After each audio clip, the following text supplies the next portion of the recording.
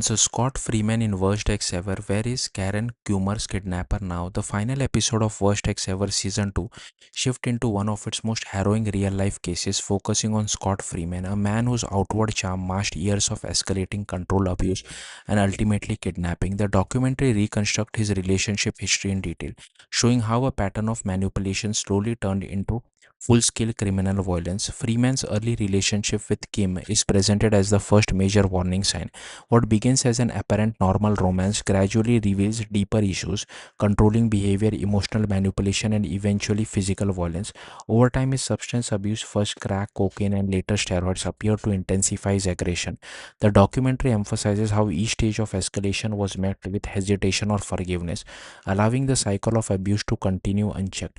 One of the most disturbing aspects of this segment is how predictable the escalation becomes in hindsight. Incidents that initially seem isolated, sudden outbursts, disappearance, and unexplained range form a consistent behavioral pattern even after police involvement and eventual separation.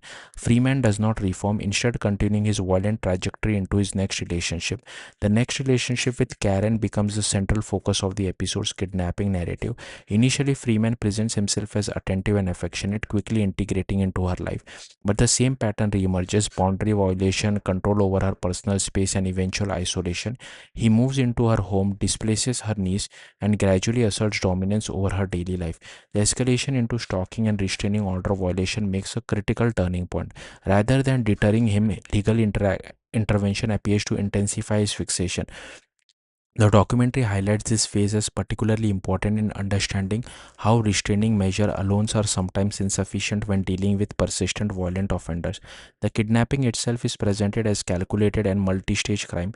Freeman ambushes Karen using access to her vehicle, forces her to withdraw money at gunpoint, and attempts to maintain control through constant threats of violence. The case becomes a multi-state manhunt, escalating the severity of the situation into a federal level response. A key strength of the episode lies in its focus on Karen's survival instinct.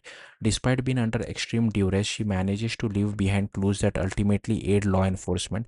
Her communication with her niece, Brenna, becomes a crucial turning point. A subtle inconsistency in her conversation triggers suspicion and prompt immediate police involvement. This early intervention played a major role in tracking Freeman's movement.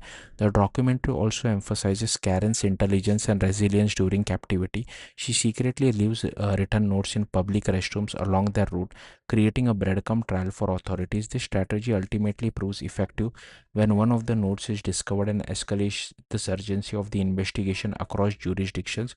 Law enforcement breakthrough comes when Freeman is tracked through financial activity and communication with his mother, leading to his location being identified in Mississippi.